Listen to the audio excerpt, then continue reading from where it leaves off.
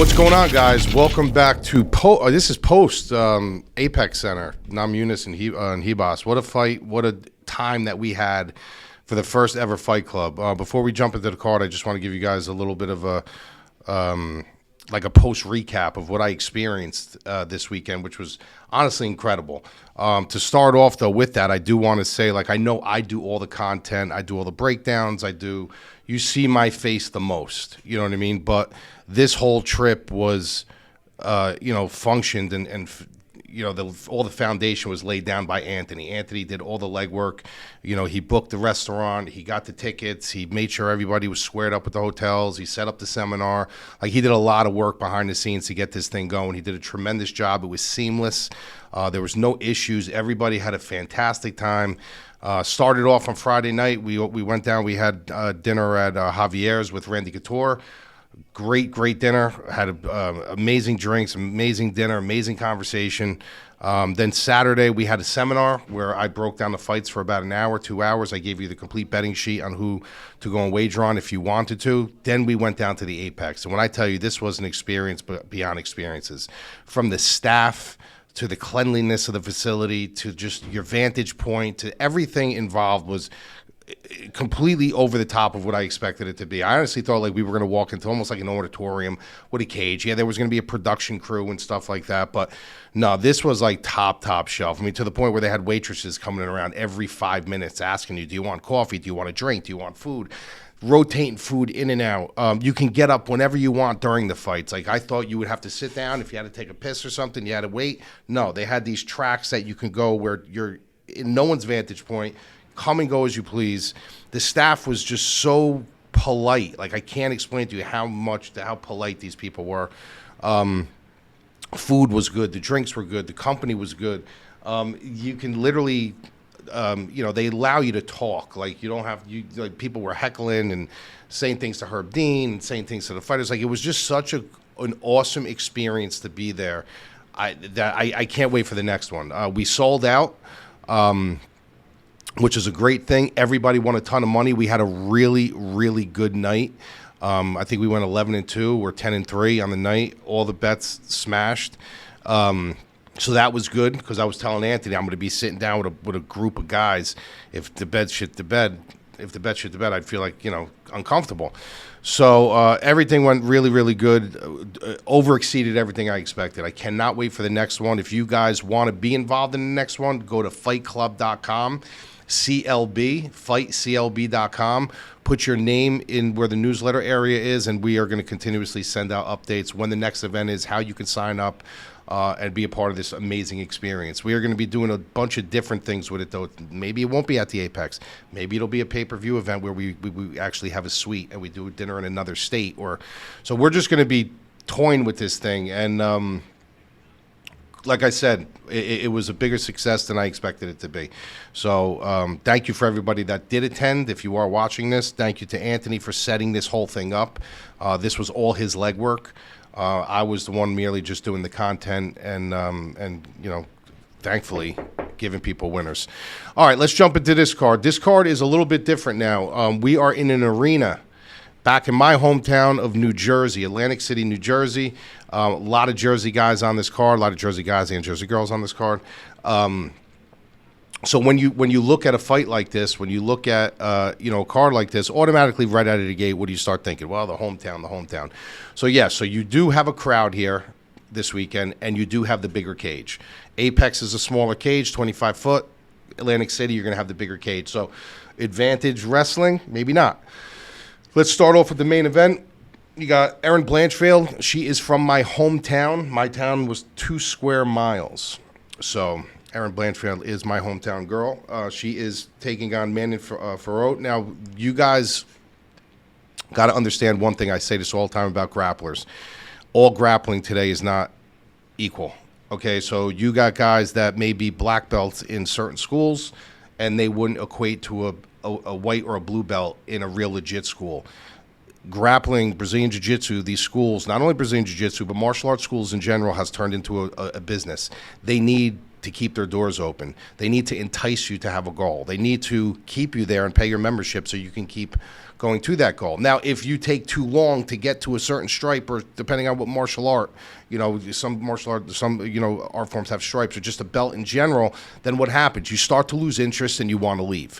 So what do? They get the ball rolling quicker with you. They start giving you a stripe here. They start giving you another belt here. They start keeping you engaged to get to that black belt. They might drag that brown to black a little bit longer, but they don't want you to go months and months and months and months and months and months and months, and you're paying these membership fees, and you're like, well, how long is this going to take me? And you end up quitting. So what do? They rush the process, and majority of schools do that today. So when somebody tells me that they're a black belt, or they're a brown belt, or they're a purple belt, or they're a blue belt, the first question I ask is, under who? Like, under who were you a black belt under? If you're a judo practitioner and you tell me you're a black belt under Tony Kamal, you're legit as they come.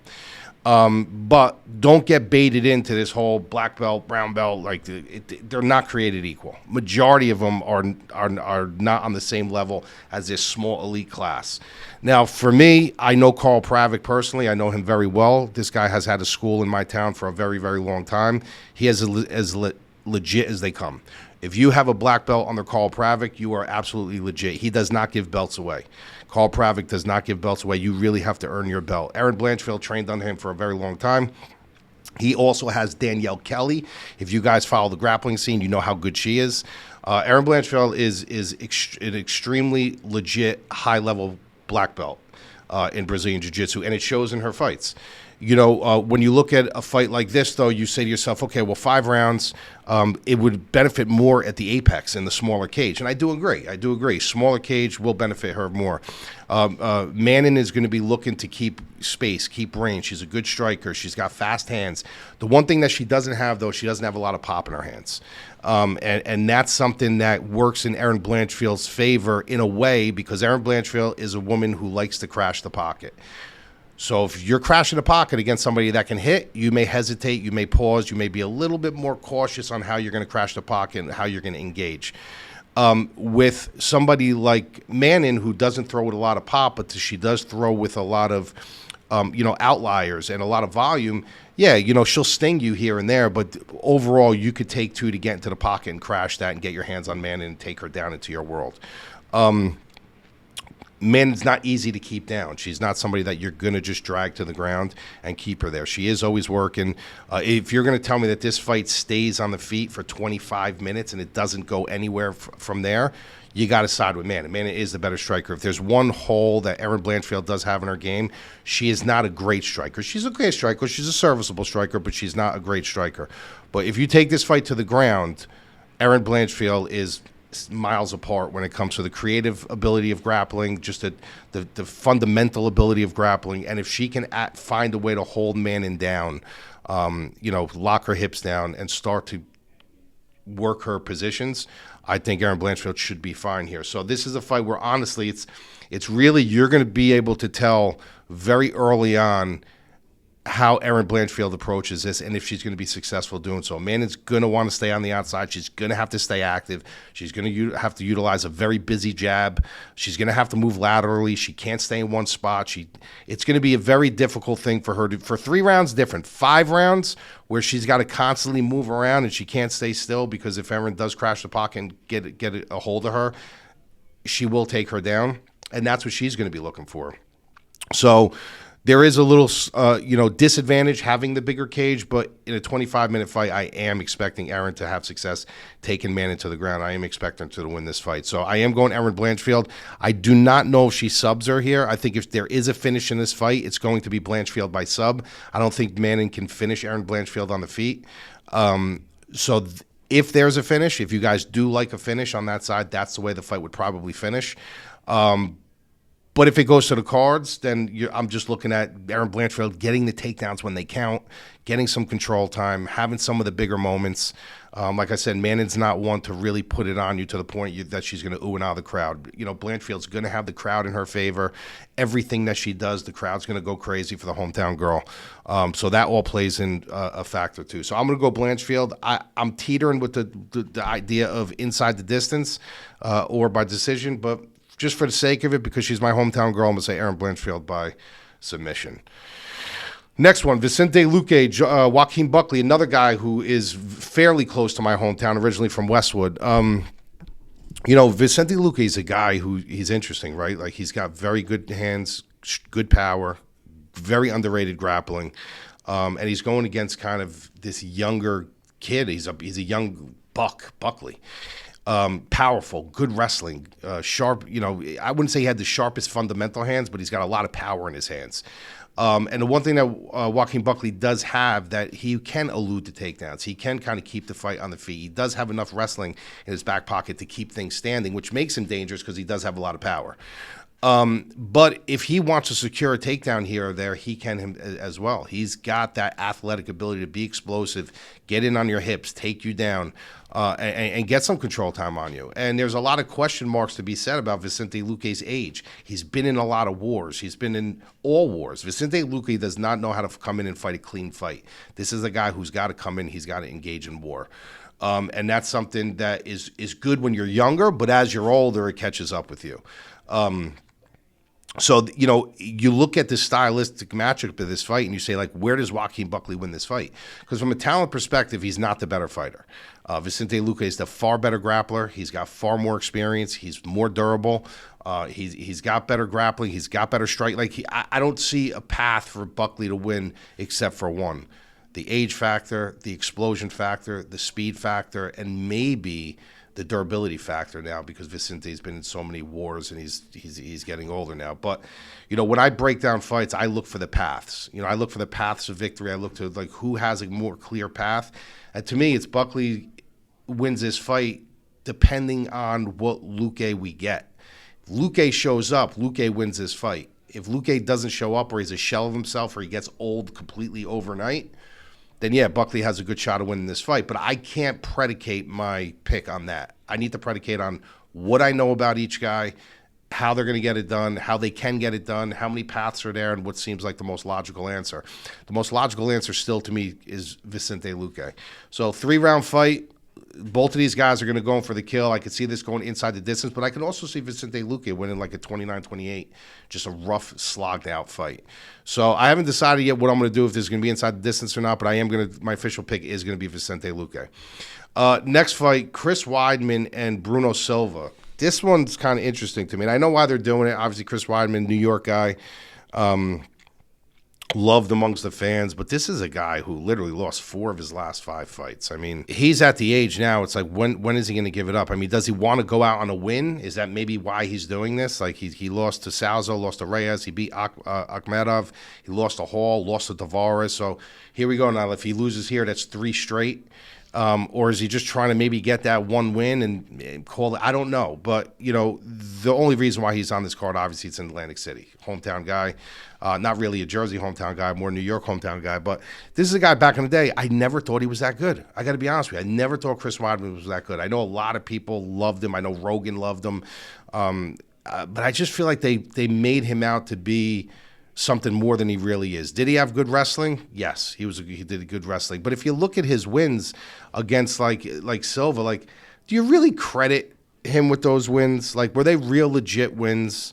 You know what I mean? One of them, Silva was kind of showboating, and one of them, Silva broke his leg. The other one, he was kind of showboating. Remember when, Silva was in there showboating with his head and Weidman just caught him? Like, I don't look at that like a win. Like, I look at that as like, dude made a big mistake. Yeah, he capitalized on it and he won, but do you really consider that like a win? Like, did he really go in there for like 25 minutes or 15 minutes and like outwork him? No. He's been very beneficial in his career. You know what I mean? That's what one thing about it. And some would say it kind of came back and bit him in the ass when he broke his leg. Same way Silva broke his leg on Weidman. But I was just never super high on him. I thought he was a fighter that was good, but he was in there with the circumstance of some of his wins being very beneficial to him. Like he had Lady Luck in his corner. And here he is now. I mean, if you look back, even back to 2015, Luke Rockhold, loss. Yoel Romero, loss. Mousasi, loss. Gastelum, win. Souza, loss. Dominic Reyes, loss. Akhmedov, win. Hall, loss. Tavares, loss. Like, this guy's just losing. You know what I mean? He's just losing. He's at the age now, like, how much better is it really going to get for him? And he's going against a guy that's really not that good. And he's, look, him too. Magomedov, loss. Brian Allen, loss. Tavares, win.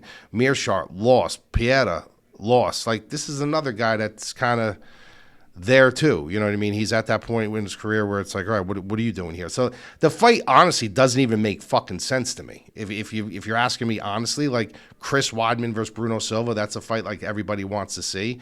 I don't want to see it. I can care less about it. But Weidman's chin just doesn't do it for me anymore. And Weidman never really did it for me. I can see Silva coming in and just really putting it on him early. You know what I mean? Catching him with something early. But then I could see a situation where Weidman gets his wrestling going and it grounds him, and it's just like a boring, dragged-out fight where Weidman wins a decision and the crowd goes wild and he acts like he's ready for a fucking title shot. Like, I could see that too. So I don't know really where to go here. I'm going with Silva, though, because I just can't trust Weidman. I really can't trust him at this point. Not that I could trust Silva at this point, but I was never a Weidman guy. I was never a Weidman guy, and I just feel like now the downturn of all that lady luck that he had on his side early on in his career might start biting him in the butt here, giving him his third straight, and then we'll see. Because, I mean, what is really going to come of this? Like, if Weidman wins, let's be honest, what's really going to come of this? He's going to win. Atlantic City's going to go crazy. Everyone's going to build Chris Weidman. He's going to be holding an American flag, shaking it. Like, what's really going to be coming out? What's after that? Who's he going to fight after that? He's going to fight a top guy in the division? No. What's Bruno Silva going to do to win? Is he going to fight a top guy from the division? No. Both of these guys are in a bludgeon of losses. So I don't even know why this fight is on the main card, to be honest with you. But I'm going to go Bruno Silva. I'll say Bruno Silva by knockout. And the crowd goes completely mum. Bill Algeo, Kyle Nelson. This is actually a fight where another fight. I don't understand why. I understand. Kyle Nelson. He's on a streak a little bit here. He beat Bilder. He beat Padilla, which is aging well after Padilla's lost win this week. He had a draw with Choi. But I just don't see a world where Kyle Nelson can win this fight against Bill Algeo. I've been following Bill Algeo for a long time. Like I said, that whole New York crew, New Jersey crew. I'm pretty tight-knit with those guys. And I called a few Algeo's fights. And this guy, still to this day, I always say this every time he fights, you guys haven't seen the best Bill Algeo yet. Like, I've seen him do things in Ring of Combat, and I've seen him and I understand it's the regional circuit and the competition is different, but just some of the tools that he has in his toolbox you haven't seen yet. I've seen them because I've called his fights. And not that he's pulling back on the trigger. He just hasn't really been able to have to use them. My knock on Algeo is that sometimes he makes fights a little bit more difficult than they need to be and they should be. And he's done that his whole career, even back in Ring and Combat. Like, he would have these situations and fights where I'm like, dude, he could literally take this guy down and strangle him if he wanted to, but he's staying on the feet with him. He likes to put on a show. He's very charismatic in there. You guys see that. He'll do things like this when you kick and stuff like that. But this is a fight where I could see Kyle Nelson dragging him into one of those fights where Algeo down the stretch is going to have to start styling on him. And I think that's what's going to happen. I think Kyle Nelson keeps it close for a certain point in time. And then I think Algeo just realizes, all right, it's time to step on the gas and pull away. So I like Algeo here. I don't see a situation where he loses. I'm going to go Bill Algeo by submission. Ruziboev and Dumas. Look, I told you about this guy, Dumas. I can't get behind this guy. There's just something about him. I can't get behind Dumas. I don't know how you can put your hard-earned money on a guy who is constantly in trouble. I mean, this guy's always in trouble with something. Always in trouble with the law. I mean, how are you dialing into your fight when you have so many issues? I mean, think about this. Just forget about legal issues and getting arrested for things. Think about when you're at work or when you're with your family and you have bills and you can't pay your bills, or you have the taxes coming up that you have to pay. Or, like, you're just mentally not completely there. Like, you're stressing out over this. You're stressing out over that. You got this going on. You have no clarity. There's a reason why a lot of guys go up to places like Big Bear for the altitude stuff, yeah, but they go into kind of seclusion when they go into camp because they don't want any distractions for the 12 weeks, 9 weeks, whatever they're training. This guy's always got something going on. Like, he's always got something going on. Does he have athletic ability? Yes. Does he have potential? Yes. Can I trust him against anybody? Absolutely. Can I trust him against a guy like Ruziboev? No. I think if you put your hard-earned money on Dumas, I think you're literally throwing darts. And if that's the type of player you are, you're just not an educated player and you just want to throw darts to see what sticks, that's your kind of play. For me, I can't do that with a guy like this. I can't do that with a guy who has so many things going on in his life. Just if he can't get it into his life, if he can't get it together in his life outside of the cage, how the hell is he going to get his life together inside camp and inside of the cage? So for me, I can't get behind a guy like that. I don't care how talented he is. I don't care what he's got potential-wise, what you can mold him into, what you can't mold him into. He's going to win his fights. Yes, he's going to fight guys that he can beat just from athletic ability and his wrestling chops and his length alone. But outside of that, guys like Ruziboev, who's got so much under his belt when it comes to his track record in MMA. And just because he's got, one fight in the UFC doesn't mean he's not a veteran. The guy's got a lot of fights under his belt. He's got good submissions, got good striking. He's got numerous finishes on all sides of the fence. I think this is a brick wall that Dumas runs into, and I'm going to go Ruziboev. I'm going to probably go Ruziboev by, I'll say inside the distance. I'm just not going to say submission or knockout. I think I'm going to go off kilter here. I'm going to pick one. You know what? I'm going to go after my boy here, Julio Arce and Herbert Burns. I know Julio Arce personally. He's a really, really good dude. This is a guy who another buddy of mine owns a health food deli in the town where I grew up, and all those Tiger Showman guys would always go there for lunch. That's how I met like Jimmy Rivera and all those. I met all those guys there. So Julio Arce is one of the guys that would like really frequent there all the time. Him and Lyman Good and stuff. And he's just a really, really good kid. Very intelligent. He's the one guy in Tiger Showman that, he was the more evolved guy of everybody. Anybody at Tiger Showman's got good striking. That's what they're known for. They're known for their striking. But this is a kid who had it all. He had the striking, he had the grappling, he had the intelligence, he had the cage IQ. Just really, really, really tough, intelligent kid. You got to wonder, though, like I said, he's been through it a little bit, too. He's got a rotating door now of wins and losses. Lost to Montel Jackson, beat Daniel Santos, lost to Song Yadong, beat Andre Ewell, lost to Hakeem Dawodu, beat Arosa, lost to... So he's win, loss, win, loss, win, loss. So if you go by MMA math, he's up for a win, right? But this is a kid who can kind of do it anywhere. And when he comes in dialed in, he's actually really hard to beat. He's taking on Gilbert Burns' brother, Herbert Burns, who... Is he dangerous? Yeah, he's dangerous in spots. I'll say he's dangerous in spots, but this is nothing that Julio Arce should not be able to take care of. This is a fight that Julio Arce, even if it goes to the cards, I could see it possibly being like a 30-27, just him styling on him. So I'm going to go Herbert Burns here. I mean, Herbert Burns. I'm going to go Julio Arce here. I'm going to go Julio Arce by decision.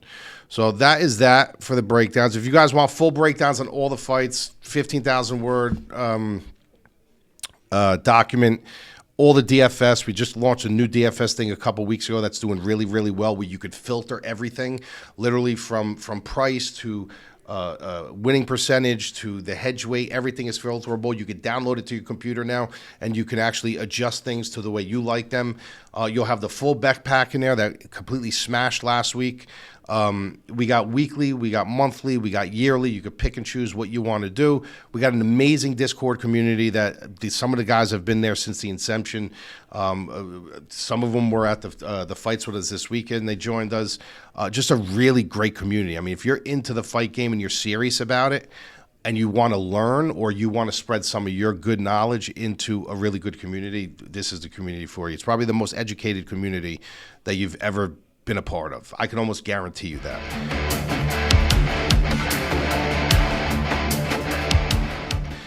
So if you want to be involved in that, go to the madlabmma.com. You could sign up there. Other than that, I will talk to you guys next week.